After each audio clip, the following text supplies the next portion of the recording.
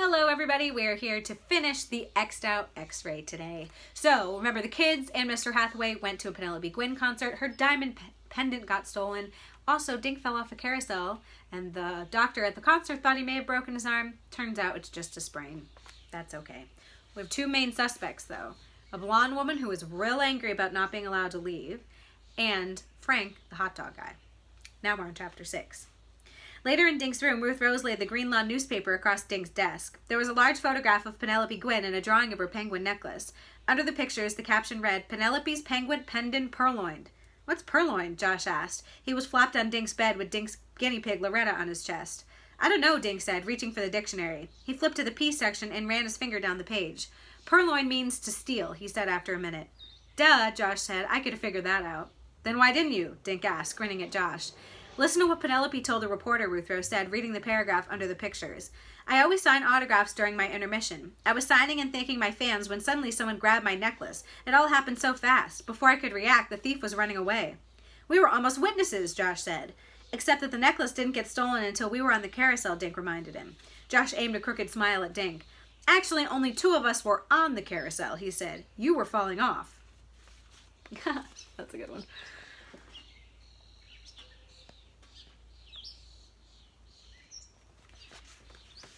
"I didn't do it on purpose, Josh," Dink said, rubbing his arm. Ruth Rose was still reading. "It says Penelope stood by the gate as each person left the park," she said, "but she didn't recognize the thief." "Maybe the guy split right away," Josh said. "He purloined the necklace, then boogied out of the park before they closed the gates." Dink told Ruth Rose about the missing hot dog cart. "You mean it just disappeared?" asked Ruth Rose. Dink shrugged. "It was gone when we all left the first aid tent," he said. "I was right," Josh said. "Just think, the same fingers that served our hot dogs stole Penelope Gwynn's necklace." "Might have," Dink said. "But do you guys remember that woman sitting in front of me during the concert?" Ruth Rose and Josh shook their heads. "Well, there was this woman who with an autograph book," Dink said. "As soon as Penelope Gwynn announced the intermission, she ran up to the stage. Then when the cops were stopping everyone at the exit, she got all mad at them. Maybe she stole the diamond penguin." "Penelope's never said it was a man," Ruth Rose commented. She glanced back at the newspaper. "She just told the reporter that someone stole her necklace." "So it could have been a man or a woman," Dink said. "Even a tall kid." "Maybe Penelope Gwynn remembers something else about the thief today," Ruth Rose said. "She was so upset yesterday she could have forgotten something important. Why don't we go talk to her?" "Just like that?" Josh said. "This big star isn't going to talk to 3 kids, Ruth Rose."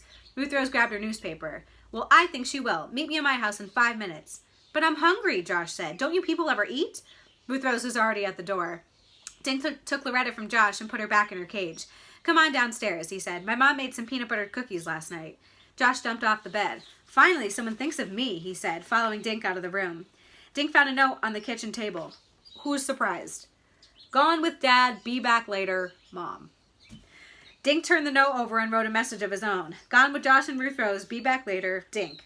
He and Josh each ate 2 cookies with milk. Dink took the last 2 as they headed out the door. "Can I have one of those?" Josh asked. "Oink, oink," Dink said. "These are for Ruth Rose and Nate." They walked across the lawn to Ruth Rose's house. Dink rang the bell, and Ruth Rose's 4-year-old brother, Nate, opened the door. "Hi, Nate," Dink said, and handed him a cookie. "Wow, thanks," Nate said. He turned and raced away. A minute later, Ruth Rose showed up. She was holding the photograph of Penelope Gwynn with the singer's signature on the bottom. Kind of hard to see the picture. "When Penelope sees what I wrote on the back, she'll talk to us," Ruth Rose said. She flipped the picture over. Ruth Rose's note said, "Dear Miss Gwynn, we have information about the person who stole your diamond. Signed, Ruth Rose Hathaway, Dink Duncan, and Josh Pinto." Chapter 7. "I don't get it," Josh said as Dink handed Ruth Rose a cookie. Ruth Rose took a bite. "Thanks, Dink. Josh, I think my message will persuade Penelope Gwynn to see us," she explained. "But what's the information we have?" Josh asked. "We'll think of something," Ruth Rose said. "Let's go." She turned around and yelled into the house. "Bye, Mom, I'm taking off with the guys." The kids walked to Main Street and took a bus to Hartford. They shared a seat toward the rear. "Well, one thing we can do is describe that hairy hot dog guy," Josh said. "If he was the thief, she might remember him." "And I can describe that woman sitting in front of me," Dink said. "They both had autograph books and they were both in a big hurry." The bus let them off not far from Bushnell Park. "The hotel is on the other side," Ruth Rose said. They cut through the park, passing by the carousel. The circus music was playing and a few kids were sitting on the mounts. "Want to go for a ride, Dink?" Josh teased. "No, but you can," Dink said. "Or are you afraid to do it alone?" "I'm not afraid of anything," Josh said. "Guys, there's the hotel," Ruth Rose said and pointed across the street. They were standing near the stage. The chairs were gone, but the steps up to the stage were still in place. "Let's check it out," Dink said. They walked to the stage, passing the first aid tent. Deke peeked inside. It was empty except for the 2 chairs and the sign about sunstroke. Josh climbed up the stage and gazed out at an imaginary audience. Maybe I'll become a rock star, he said. Thousands of people will want my autograph. Ruth Rose was studying the ground around the stage steps. Penelope would have come down these steps to sign the autograph, she said. The thief was probably standing right here waiting for his turn. Or her turn, Dink reminded Ruth Rose. Or her, Ruth Rose agreed. She bent over and picked up a small plastic container. I think this held film for a camera, she said. I wonder if it's a clue. Dink picked up a pair of smashed sunglasses. Come help us search, Dink, Dink yelled at Josh. For what? Josh asked, sitting on the edge of the stage. Clues, Ruth Rose said. She held up a $1 bill. Look what I just found. Josh was on the ground in a flash. After searching for 5 minutes, they had a small pile. The broken sunglasses, the empty film container, a pencil, $1, 1 penny, 10 ticket stubs, 7 flattened penguin masks, and about 100 candy wrappers. They threw the masks, stubs, and wrappers into a trash bin. Ruth Rose put the other stuff in her pocket as they walked toward the hotel. The trailer was gone. What if Penelope isn't even here, Dink asked. If she canceled her concert, maybe she went home, wherever that is. I never thought of that, Ruth Rose said. We'll know in a minute.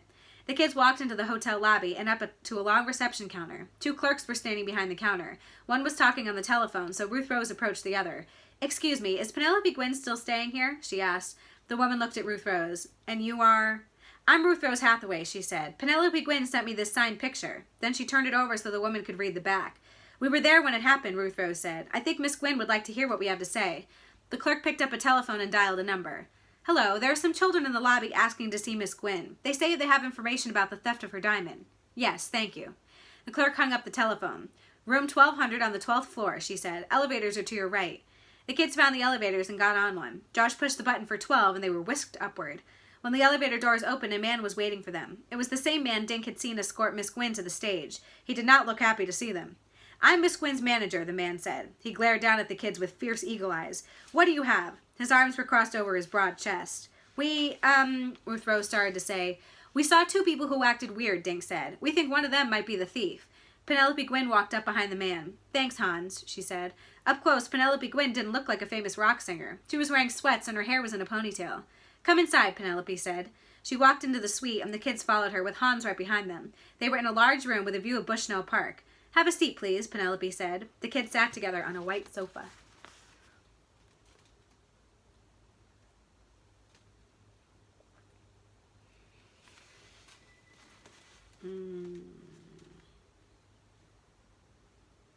There we go. Hans disappeared through a door.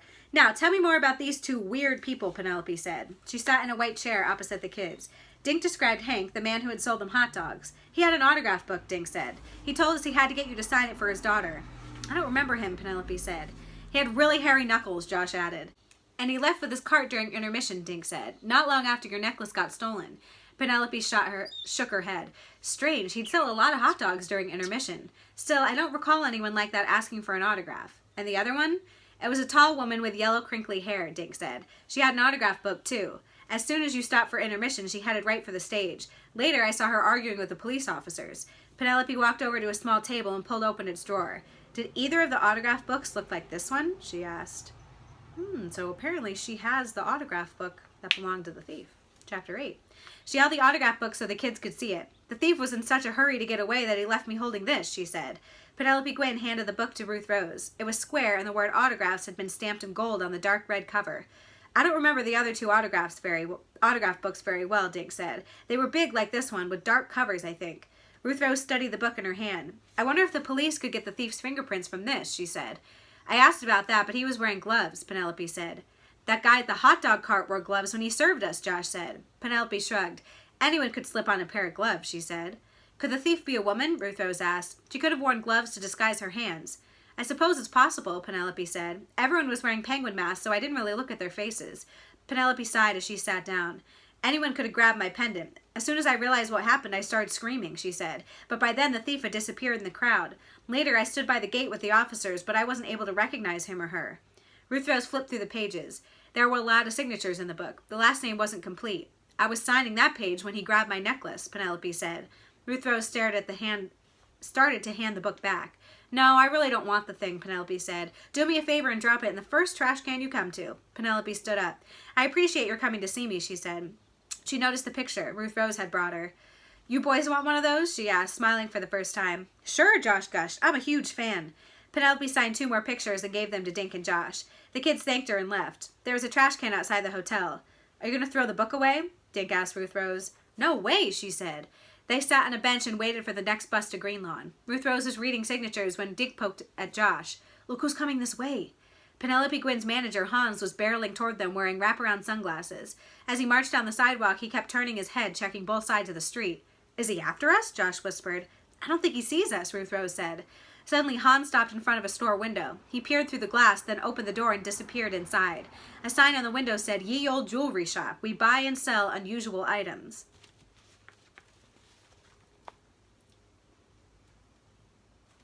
That's kind of shady.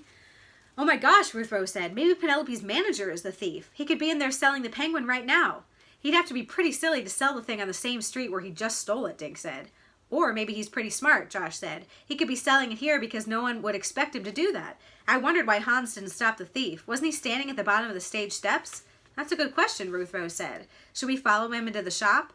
I don't think so, Dink said. If he went in there to sell the pendant, he'll stop when he sees us walk in. Plus, then he'll know we suspect him. So what should we do? Asked Josh. I don't know, Dink said. We can't accuse Hans just because he walked into a jewelry store, and we can't accuse that woman I saw or Frank the hot dog man. The thief was wearing a mask and didn't leave any clues behind. Just this, Ruth Rose said as their bus came along. She held up the red autograph book. So we've got a third suspect now. A half hour later, the kids were back in Dink's room. While Dink fed Loretta, Ruth Rose read the rest of the pages of the autograph book. Josh was prowling in Dink's things looking for candy.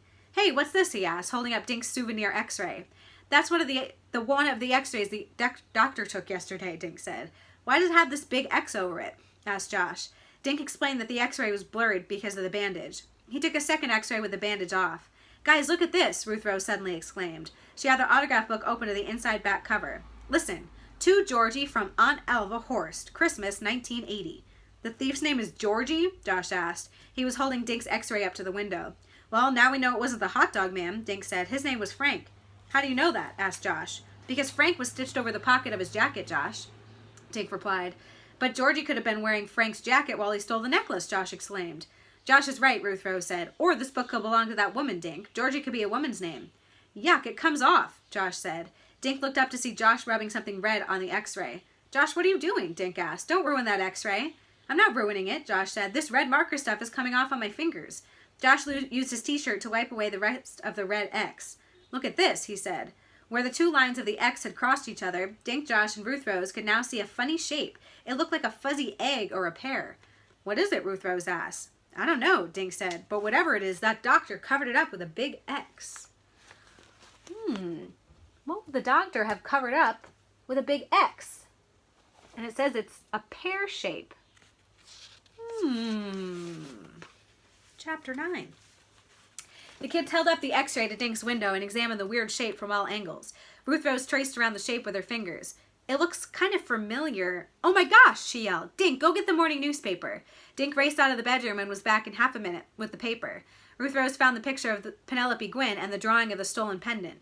If I'm right, Ruth Rose held the drawing of the pendant to the glass of Dink's window. Then she placed the x-ray on top of the newspaper page. The funny shape they had been trying to identify fit over the pendant. The drawing was a little bigger than the shape on the x-ray, but they were the same. Oh my goodness.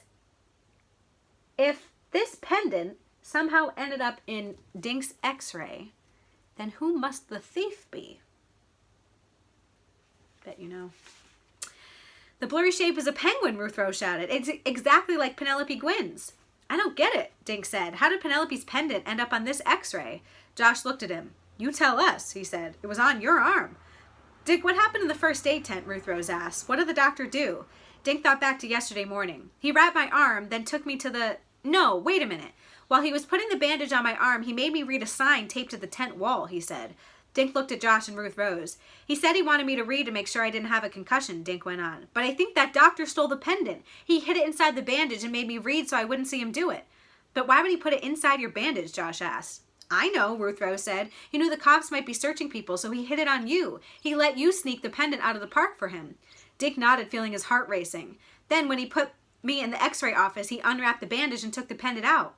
But didn't you see him do that? Josh asked. Dink shook his head. I was so silly, he said. He had me read another sign while he was taking the bandage off. I wasn't even looking at my arm.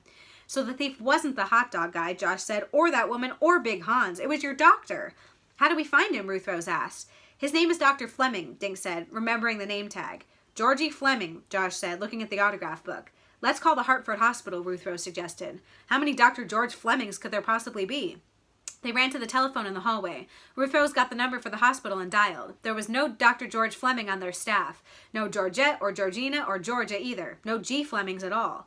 But there was a Dr. Richard Fleming. May I speak to him? Ruth Rose asked. A minute later, she was talking to Dr. Richard Fleming. She asked him 2 questions. Was he working in the first aid tent at Bushnell Park yesterday? And did he know anyone named Georgie Fleming? Ruth Rose hung up. He was home with a cold yesterday, she said, and he's never heard of Georgie Fleming. Great, said Dink. So now we find the Dr. Fleming who was in the tent yesterday. Dr. Richard Fleming told me something else, Ruth Rose said with a little grin on her face. Someone stole his white jacket yesterday right out of his office. Dink and Josh just stared at her. With his name tag on it, Ruth Rose added. So if the guy in the tent wasn't Dr. Fleming, who was he? Dink asked. He was Georgie the thief, Josh said. But he knew doctor stuff, Dink said. He took me to the hospital and x-rayed my arm. Maybe he is a doctor, just not Dr. Fleming, Ruth Rose suggested. Then why would he need to steal some other doctor's jacket and name tag, Dink asked. If he knew he was going to snatch the diamond, Josh said, he wouldn't wear his own name. Dink nodded. That makes sense. But who is he? Where does he live? Georgie knows his way around Hartford Hospital, Josh said, so maybe he lives in Hartford. He pointed at the autograph book. And if he lives in Hartford, maybe his aunt, Elva Horst, does too. Josh picked up the telephone and dialed information. He was given a phone number for it. A. Horst, and he dialed it. When a woman answered, Josh asked if he was speaking to Elva. When she said yes, he told her that he had found an autograph book belonging to Georgie with her name on it. Could you give me his name and address so I can send it to him? Josh asked. Georgie's aunt supplied his name and address, and Josh hung up. His name is George Schill, he told Dink and Ruth Rose. He lives on Laurel Street in Hartford. Sounds like they've got him. Chapter 10. We can't just show up at the guy's house, Josh said. He'd just deny the whole thing. But we have his x-ray for proof, Dink said, and that autograph book. Get real, Dink. We're kids and he's a grown-up, Josh said. He'll just tell us to get lost. I know one person who he won't tell to get lost, Ruth Rose said as she reached for the telephone. 20 minutes later, Officer Fallon was sitting in Dink's living room. The kids told him the whole story. I'm glad you called me, Officer Fallon said. George Schill might still have the pendant. He hasn't had much time to get rid of it.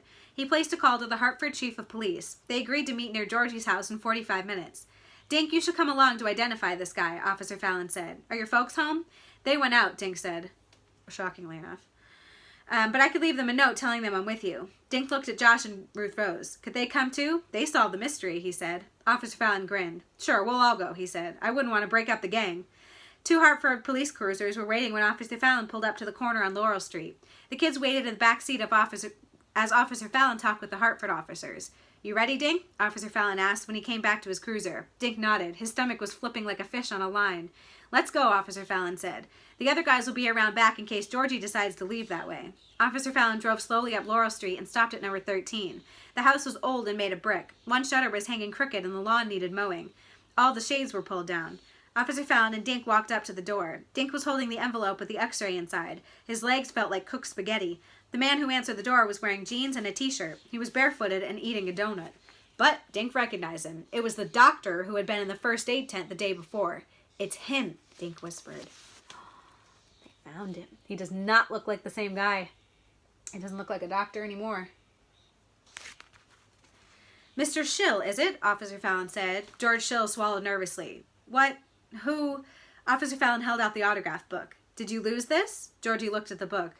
I think so. Where did you find it? Penelope Gwynn had it, Officer Fallon said. She was signing it for you when you grabbed her diamond pendant yesterday. Then you hid the jewel in this boy's bandage so you could sneak past the cops in Bushnell Park. You removed it at the hospital when you took x-rays. George Schill nearly dropped his donut. His mouth opened and shut, but no words came out. Nothing to say, Mr. Schill? Or should I call you Dr. Fleming? Officer Fallon said. Maybe this will help you find your tongue. Officer Fallon nodded to Dink, who held up the x-ray. Mr. Schill, if I searched your house, would I find Miss Gwynn's pendant? Officer Fallon asked. Would I find the jacket you stole from Dr. Fleming's office? Georgie found his voice. I can explain everything, he stammered. Yes, I'm sure you can, but let's save it till we get to the station, Officer Fallon said, pulling out his handcuffs. Officer Fallon handed Georgie over to the Hartford cops. Then, with the pendant safe in his shirt pocket, he drove the kids to Parkview Hotel. Officer Fallon parked, then pulled the diamond pendant and its chain from his pocket. He passed it over to the back seat. I called ahead and she'll be waiting in the lobby. Dink took the pendant and the kids walked into the lobby. Penelope Gwynn and her manager were sitting together. Here, you should give it to her, Dink said, handing the pendant to Ruth Rose. You found Georgie's name in the autograph book. Ruth Rose took the pendant and then gave it to Josh. You figured out how to find him, she said. Go ahead, Penelope's waiting.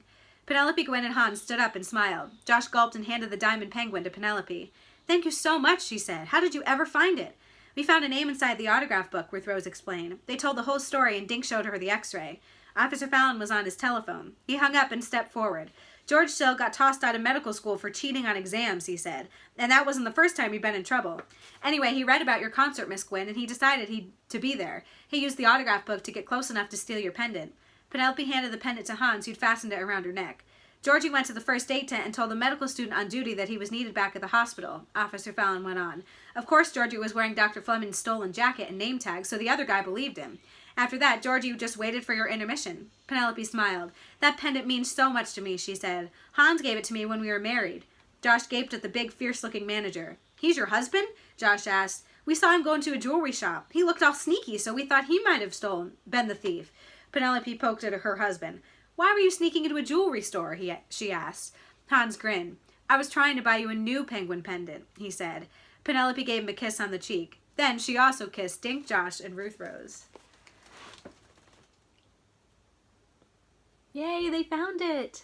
They're always at the center of every crime, and they're always better at solving the mysteries than all of the police. They're good. I wonder what you think of the X'd-out X-ray. It's one of my favorites. Top 5 at least. We'll be back next time. We're almost done. Next is Why, the Yellow Yacht, another one of my favorites. I'll see you then. Bye.